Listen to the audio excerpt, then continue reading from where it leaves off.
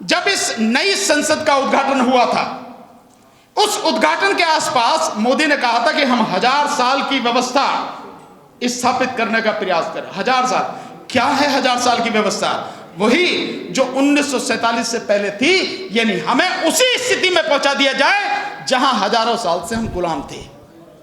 होना चाहोगे गुलाम? गुलामी करना चाहोगे?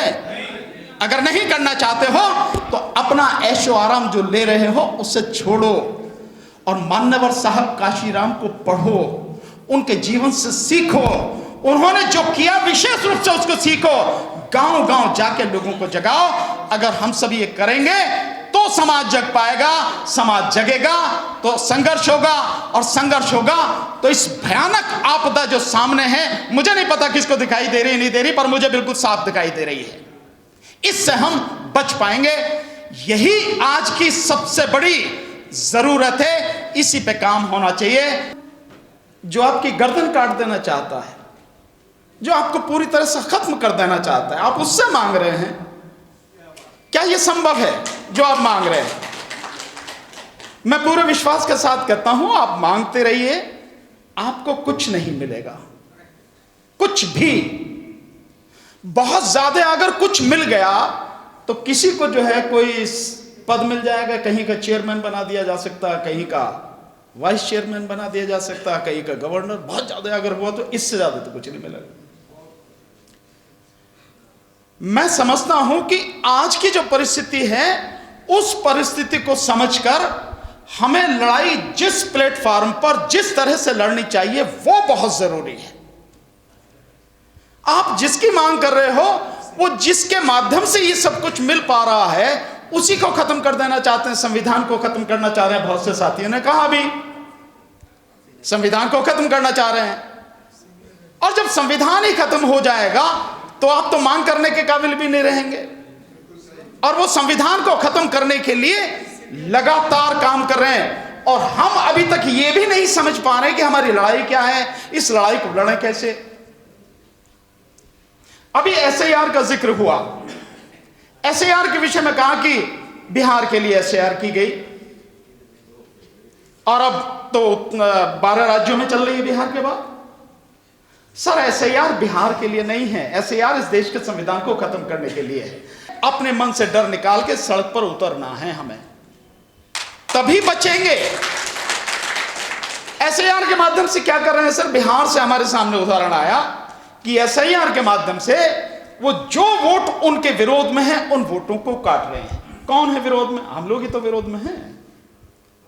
तो एससी की, एसटी की, ओबीसी की और मुस्लिम समाज की वोटें काटी जा रही हैं। कांग्रेस ने जिस दिन ये चुनाव का परिणाम आ रहा था, उसी दिन रात को अगर आप देखें तो बाकायदा केरल कांग्रेस ने एक पूरी लिस्ट दी कि 128 सीटें जो बीजेपी जीत के आई है, उनमें 30,000 से लेकर 60,000 तक वोटें काटी गई हैं एसआईआर के माध्यम से। तो वोटें काट दी और काट के उन्होंने जीत लिया। ईवीएम फैक्टर है, इसमें कोई शक नहीं है, लेकिन अब ईवीएम से आगे की बात बढ़ गई है, बहुत आगे की बात बढ़ गई है। एक फैक्टर आपको राहुल गांधी जी ने दिखाया जिसमें वोट चोरी किस किस तरह से की जा रही है, सब जानते हैं हम लोग। और वो सारी की सारी चीजें जिस समय एसआईआर की जा रही थी बिहार में, उस समय तमाम पत्रकारों ने, विशेषकर अगर नाम लो अजीत अंजुम और इंडियन एक्सप्रेस जैसे और कई पत्रकारों ने बाकायदा दिखाया कि किस कदर एसआईआर में धांधली हो रही है। एसआईआर में इलेक्शन कमीशन की डायरेक्शन के बावजूद जो डुप्लीकेट फॉर्म दिया जाना था वोटर को, वो नहीं दिया गया, किसी को भी नहीं दिया गया। कई जगह अपने आप ही बीएलओ ने फॉर्म भर लिए, साइन कर लिए, जमा कर दिए।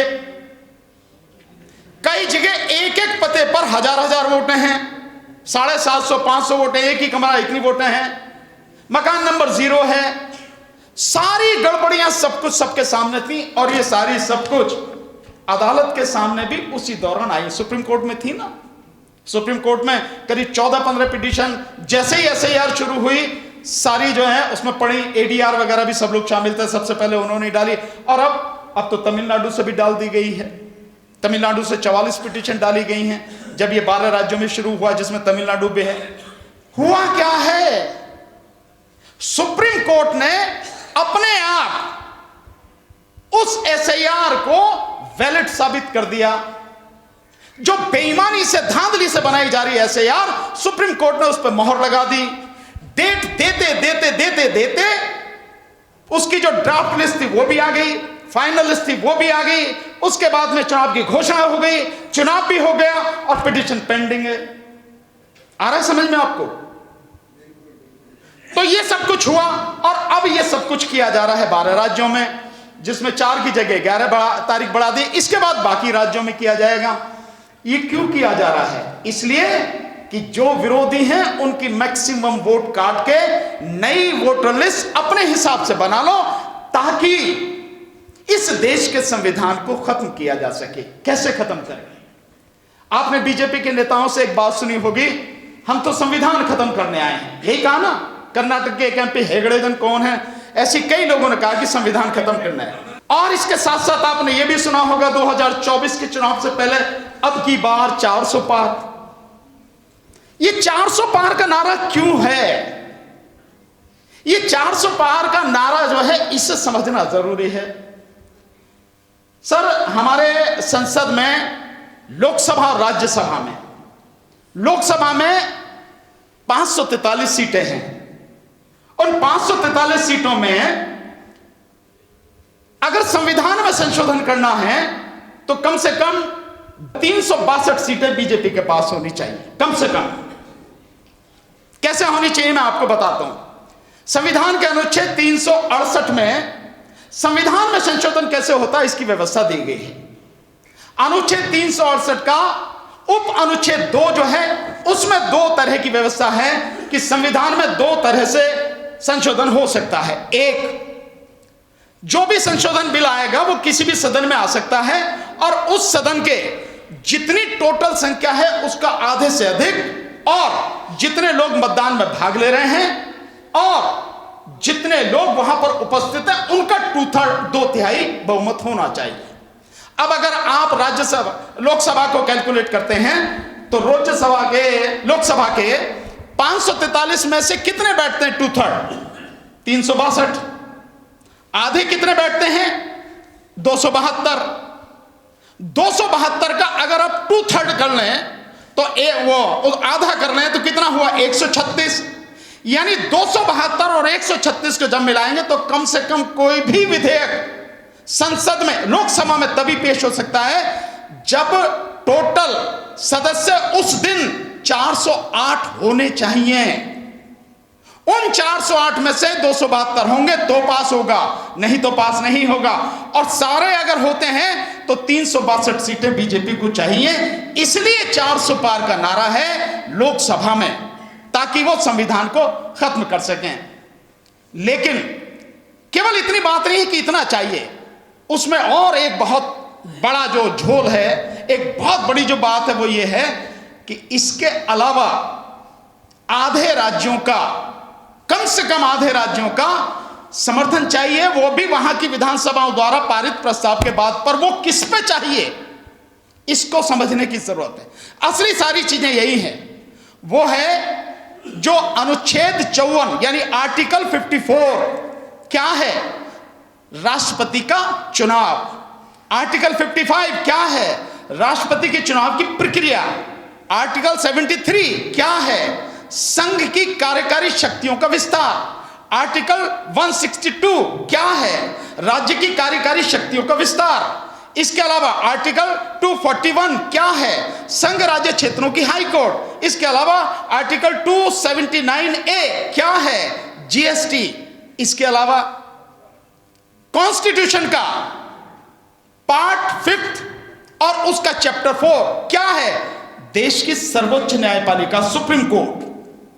इसके अलावा पार्ट 6 उसका चैप्टर 5 क्या है? राज्यों की हाई कोर्ट। इसके अलावा पार्ट 11 उसका चैप्टर 1 क्या है? राज्यों और केंद्र के बीच में शक्तियों का, विधायी शक्तियों का जो बंटवारा है वो है। इसके अलावा क्या है? इसके अलावा और जो चीजें हैं, इसके अलावा है जो 7वीं अनुसूची है, 7th शेड्यूल, वो। साथ में राज्यों का प्रतिनिधित्व संसद में कैसा होना चाहिए ये, और इसके साथ जो खुद अनुच्छेद 368 है। इनमें अगर संशोधन करना है तो न केवल जो सदन है उसके आधे से ज्यादा सदस्यों का समर्थन हो, साथ में 2/3, और इसके साथ ये जो राज्य हैं आधे से अधिक राज्यों का समर्थन चाहिए, कम से कम आधे राज्यों का। ये नहीं है बीजेपी के पास। अगर ये होता, या जिस दिन हो जाएगा उसी दिन संविधान खत्म हो जाएगा और आप झंडी हिलाते रहना, आपके बस की कुछ नहीं है, कुछ नहीं कर सकते। इसीलिए एसआईआर की जा रही है पूरे देश में। इसको रोकना था बिहार में, लेकिन किसी ने नहीं रोका। आप वोट चोरी की बात करते रह गए, एसआईआर हो गई, इलेक्शन हो गया, परिणाम आपके सामने। तो एसआईआर के माध्यम से पूरे देश में एक लिस्ट बनाई जा रही है, वो एसआईआर जिसका जिक्र न तो संविधान में है, न ही पीपल्स रिप्रेजेंटेशन एक्ट 1951 में है, कहीं नहीं है। गैर कानूनी, गैर संवैधानिक एक व्यवस्था चल रही है, सुप्रीम कोर्ट के संरक्षण में चल रही है। मैं यही शब्द इस्तेमाल कर रहा हूं, सुप्रीम कोर्ट की देखरेख में, उसके संरक्षण में चल रही है। सब कुछ हो रहा है, और जिस दिन ये सारी चीजें हो जाएंगी, अपने हिसाब से लिस्ट बना लेंगे, उस दिन वन नेशन वन इलेक्शन का बिल आएगा। क्यों है वन नेशन वन इलेक्शन का बिल?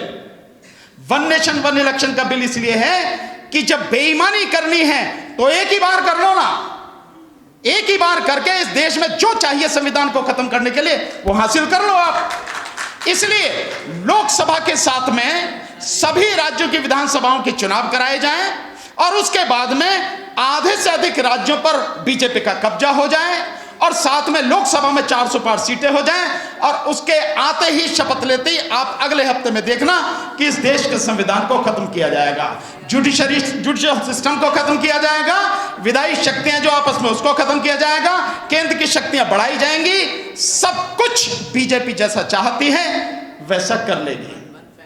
जहां तक मेरी जानकारी है, और आप रेड माइक जिसपे सौरभ शुक्ला रेड माइक उनका है, आप इस पर जाके देखिए। करीब 2 महीने पहले का एक वीडियो उन्होंने बताया, उसमें बाकायदा कि इस बिल पर अब तक पूर्व 4 चीफ जस्टिस को बुलाया गया है, जिनमें दोनों हाथ खड़े कर दिए कि आप जो कर रहे हैं ये ठीक नहीं है। और कर क्या रहे हैं? वो कर रहे हैं कि इलेक्शन कमीशन को जो आज पावर है इससे कई गुना पावर देने जा रहे हैं। इलेक्शन कमीशन को यहां तक की पावर देने जा रहे हैं कि किसी भी राज्य की विधानसभा को भंग करने का अधिकार इलेक्शन कमीशन को दे रहे हैं। ये भी चर्चा में है, पास होगा तब की अलग बात है क्या होगा, लेकिन ये सारी चीजें भी चर्चा में है। तो आपके मन में एक सवाल आ गया, क्यों देने जा रहे हैं पावर इलेक्शन कमीशन को इतनी पावर? वो इसलिए देने जा रहे हैं कि जब 2029 में लोकसभा का चुनाव होगा, उस समय बहुत सी विधानसभाओं का टर्म पूरा नहीं होगा। 2025 में और 2026 में जो विधानसभाएं होंगी, माना तमिलनाडु है, केरल है, और आपका पश्चिम बंगाल है, असम है। असम तो उनका है, लेकिन 3 तो विरोधी पार्टियों के पास में है, विपक्षियों के पास में है। ये कैसे अपनी विधानसभा को भंग कर देंगे? नहीं करेंगे ना। तो उस समय इलेक्शन कमीशन को ये पावर, ये काम आएंगी कि इलेक्शन कमीशन इन विधानसभाओं को भंग करके एक साथ चुनाव करा ले, और उसके बाद में जो वो चाहते हैं 400 पार सीटें, आधे से अधिक राज्यों में अपना कब्जा, और जब आधे से अधिक राज्यों में उनका कब्जा होगा तो राज्यसभा में जो आज उनके पास बहुमत नहीं है, राज्यसभा में भी उनके पास इतनी संख्या हो जाएगी, क्योंकि राज्यसभा में उन्हें चाहिए 167 सीटें, बीजेपी को अभी नहीं है, उस समय आ जाएंगे। और जिस दिन ये आ जाएगा उसी दिन देश के संविधान को खत्म करने की कार्रवाई शुरू हो जाएगी। हमारे नेता तथाकथित एमपी एमएलए जैसे बैठे रहे थे वैसे ही बैठे रहेंगे। आज भी इस सरकार को चलाने के जिम्मेदार बहुत बड़े हमारे ही बीच के, हमारे ही तथाकथित एमएलए एमपी हैं, हमारे ही नेता हैं। अन्यथा मोदी की इतनी औकात नहीं है कि ये सब कर जाता है, और हम उस पर कुछ भी नहीं सोच रहे। साथियों, मेरा मानना बहुत, आपसे बहुत करबद्ध मेरा निवेदन है, आप सबसे सारी चीजों को छोड़ के सब लोगों को इकट्ठा कीजिए, सब लोगों को ट्रेंड कीजिए। क्या बताना है समाज को, कैसे समझाना है, असली लड़ाई क्या है, कैसे लड़नी है, और गांव गांव शहर शहर जाके, मोहल्ले मोहल्ले जाके समाज को जगाइए और कहिए ये मरो या मारो की स्थिति है, या यूं कहो गांधी के शब्द में करो या मरो की स्थिति है। तभी जब देश की जनता सड़क पर उतरेगी तभी कुछ बच पाएगा। तब आप इनकी बात करना कि हमें भैया आप वो करा लो, जनगणना करवा लो, कि रिजर्वेशन दे दो, ये कर लो, ये तब करोगे आप, बचोगे तो ना, तब करोगे। तो अभी आपका वोट का अधिकार दांव पे लगा है, इसे छीनने की तैयारी में है। अभी आपकी नागरिकता खत्म करने की तैयारी में है। तो नागरिकता खत्म हो गई, वोट का अधिकार खत्म हो गया, क्या मांगोगे आप? किससे मांगोगे? कौन देगा आपसे? ध्यान रखना। अभी सूरज मंडल सर ने एक बात कही कि प्रधानमंत्री जाके कह रहा मैकाले की जो पद्धति है उसको खत्म करेंगे। यानी आपकी शिक्षा, इस शिक्षा पर अभी से नहीं, इस शिक्षा पर 2016 से उनका पहरा है। 2016 से ही वो लगे हुए हैं। ये तो आज तो आपको दिख रहा है, जब सारी डिटेल आपको पता लगेंगी। अब समय नहीं है, नहीं तो आपको एक एक चीज बताता। तो वो तब से लगे हुए हैं। इसके साथ जब इस नई संसद का उद्घाटन हुआ था, उस उद्घाटन के आसपास मोदी ने कहा था कि हम 1000 साल की व्यवस्था स्थापित करने का प्रयास करें। 1000 साल क्या है? 1000 साल की व्यवस्था वही जो 1947 से पहले थी। यानी हमें उसी स्थिति में पहुंचा दिया जाए जहां हजारों साल से हम गुलाम थे। होना चाहोगे गुलाम? गुलामी करना चाहोगे? अगर नहीं करना चाहते हो तो अपना ऐशो आराम जो ले रहे हो उसे छोड़ो और मान्यवर साहब काशीराम को पढ़ो, उनके जीवन से सीखो। उन्होंने जो किया विशेष रूप से उसको सीखो। गांव गांव जाके लोगों को जगाओ। अगर हम सब ये करेंगे तो समाज जग पाएगा। समाज जगेगा तो संघर्ष होगा, और संघर्ष होगा तो इस भयानक आपदा जो सामने है, मुझे नहीं पता किसको दिखाई दे रही नहीं दे रही, पर मुझे बिल्कुल साफ दिखाई दे रही है। इससे हम बच पाएंगे। यही आज की सबसे बड़ी जरूरत है। इसी पे काम होना चाहिए। आपने मुझे बुलाया, सम्मान दिया, मौका दिया, उसके लिए आयोजकों को, आप सभी को आपने ध्यान से सुना, बहुत बहुत शुक्रिया। मेरी बात पर विचार करें। Thank you.